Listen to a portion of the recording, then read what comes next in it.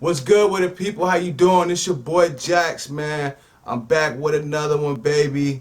Rap fans who use law enforcement to help their favorite rapper. Where did this new phenomenon begin? Who invented it? What is its effect? Why would somebody target an artist in this way? These are the questions that I ask myself when I think about rap fans who use law enforcement to help their favorite rapper in a rap beef. I first heard about this phenomenon with the Drake vs. Meek Mill beef, okay? In that beef, we all remember that, it was a real popular beef, man. A lot of people were into it, you know what I mean? Of course, Meek Mill got washed, as history will portray. But what I didn't like towards the end was what started to happen. After the songs were made and the coffin was laid, could have been left at that. You know what I mean? They could have just left well alone. The fans could have stayed in their lane. The artists would have stayed in their lane and everything would have been fine. But now, as you remember, towards the end, like I said, Meek had already made 2 attempts at a diss record. Both of them failed miserably. I don't know what the hell he was thinking.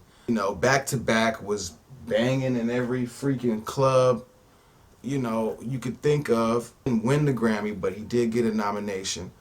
It was looking real bad for Meek, man. Towards the end of that battle, it was looking real. It wasn't even a battle. It was just like an ass whooping. So it was looking real bad for Meek. Somewhere along the line, these Twitter rats decided to try to get Meek locked up behind a beef that their favorite artist was in. Now, there's different reports as to, what the so-called Drake fans were trying to do to get Meek locked up. Like one report was Meek Mill had got caught at the Canadian border. Drake fans had caught wind of it, so they contacted the district attorney for Philadelphia and tried to get him locked up. He was on probation at the time. They tried to get him locked up through those means. It didn't work. You know what I mean? Other stories, like they said he was flashing guns on Instagram and, you know what I mean, showing illegal drugs and shit like that.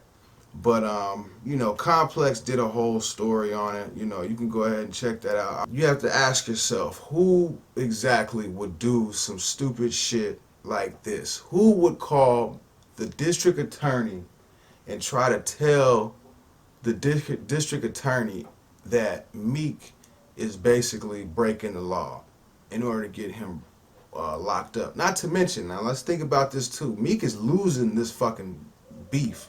As a young lad listening to music, we weren't as connected to these people, to these artists. We couldn't, see, oh, they just got to fucking the Canadian border. Fuck it, yo, let's call the fucking district attorney and try to get him in trouble since he's going at my favorite rapper, Jadakiss.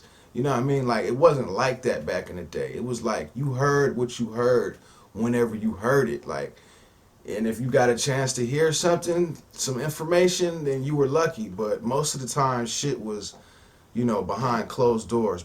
And on a weird level, I kind of understand these kids that did this, who tried to call the police on Meek. They're stupid kids. I already know. They're from the suburbs, so they don't understand what it's like to get the police called on you, or, to live in that life where you're running from police. So they don't comprehend that side of the issue. So I could kind of understand where they were coming from. Not to mention, these are loser kids somewhere in fucking wherever the fuck. They just want to be involved in the story. They want to be involved in the situation. Now, I'm not going to say it's right, but I can understand where they're coming from as kids doing this, because it's got to be fucking kids doing this. Like, what grown man is going to try to contact somebody's PO over a fucking rap beef? In their heads, they think they're at a safe distance. Like, just let's take the Joe Budden situation, for instance. Joe Budden was stalked basically by some fucking teenage Drake fans. These Drake fans are fucking crazy. They're young, they're privileged, they have money, they have mom and dad's car, they can fucking drive wherever they need to go. These Drake fans are fucking crazy. Now, let's take the Drake and Joe Budden situation. The kids that drove up to Joe Budden's house, that was fucking wrong. You were not supposed to do that shit. I don't care what's going on. These kids drove up to Joe's house. He seen them through the window. I think they were about to hop out and knock on the door, but he chased them down the fucking carport. You guys seen the video. I'm scared, bro. This man's dead ass chasing us, boy. Yo, we're getting chased by Joe Budden, my nigga. Door. Go. Yo, back up. Back up. Yo, don't. I'm trying to make. Sir, that wasn't me. Sir, that wasn't me. Yo, back up. That wasn't me. I'm sorry. Back up. Yo, he chased them and fucking, had rocks in his hand. I guess he was gonna throw a couple rocks at him to try to get him to fucking scare him away. I don't know, man. But all I'm saying is this. This is not a joke. This is not funny. This is not something that people are supposed to be doing. These people have lives. These artists have lives. And, you might not like the other rapper, but just try to understand that, you have the power in today's society. You have the power to really fuck somebody's life up if you wanted to through the internet from thousands of miles away. So let's not take that power and use it the wrong way, because it's not right. These people are entertainers and they just trying to entertain us. But the guys that tried to get Meek in trouble, let's say they would have actually got him in trouble. Let's say he would have had to serve 5 years after that situation. Then what? Like, is the joke over? Is that the joke? Like, what is the end game here for this situation? Now, let's fast forward to today. You have Remy Ma and you have Nicki Minaj. Almost a mirror image of what happened in the Drake and Meek situation. When everything started, I'm not gonna lie, I thought Remy and Nicki Minaj would have been a good battle. I thought it would have been a good situation for rap and hip hop. But what it turned out to be was a smaller version of the Drake and Meek Mill situation. Nicki Minaj, everybody was literally expecting Nicki to wash Remy Ma. I'm not gonna lie, I thought she was gonna give her hell. Nicki didn't do shit. She didn't bust a grape. She played the I sell millions of records and I have millions of dollars card all of a sudden, but she didn't play that card with Lil' Kim. Lil' Kim, she gave no mercy, you know what I mean? But, for whatever reason, I guess Remy Ma had her shook. I'm pretty sure she had her shook with that Sheether. Sheether dropped and the whole world went crazy. Remy won. She washed Nicki 2-1. Now, it could have been all over. It could have been over with and done. The situation could have been dead right there. But of course, the rats on Twitter, they got a little hungry and they began to chitter chatter with each other.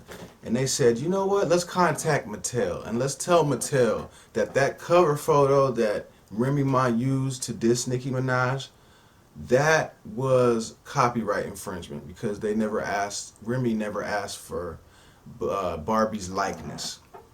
What kind of sense does that make? It doesn't stop there. It gets worse.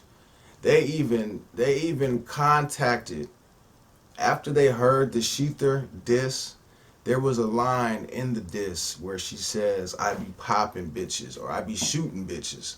And some people say it was a reference to the girl that she had shot previously, a couple years before. You guys know she served about 5 to 6 years, I think, for shooting her best friend.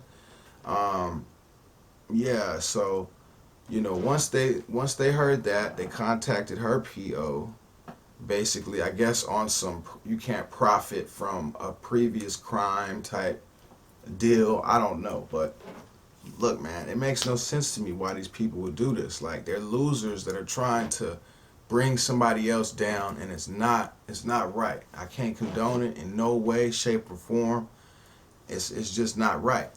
You know, they were sending her messages on Instagram saying, "Oh, we're gonna call your PO," and yeah, Mattel's gonna sue you, and all this other like crap. It's really redundant, because at the end of the day, you're still gonna be in your mom's basement. You're still not gonna be making any money, and you're still gonna be fucking shit out of luck, man. So why try to fuck with somebody else's life? You know what I mean? But I digress, man. That Mattel situation got shut down on the internet. It was a Twitter follower that confirmed with Mattel that they're not gonna seek any type of compensation for the cover photo. Like, how much money do you think she made off of that shit? Maybe 15 grand, 20 grand? Like, come on, man. With all this said, man, at the end of the day, what I'd like to just wrap it up and say is that these people that do this are losers. And let's just think, man. Imagine 10 years down the line. Now, today is Joe Budden's address. His address was leaked during the Drake beef. 10 years down the line, imagine if somebody's fucking Social Security gets hacked and they start leaking out their fucking Social Security number. Like, you could literally destroy somebody financially by giving up their fucking personal identity. And that's where I see this heading to. I see it heading to personal identity. I see it developing into something, metastasizing into something way more vicious and ugly. You have to ask yourself, are these fanatics that have gone too far, or are these guardian angels that deflect damage from one artist to another? Like, you have to ask yourself that question. Like, who are these people really? Are they a benefit to the situation, or are they a detriment to the rap culture? Leave your comments in the comment section. For more videos and updates, please subscribe. And if you're a real nigga, give me a thumbs up. I'll holler at y'all later. This your boy Jax. Peace.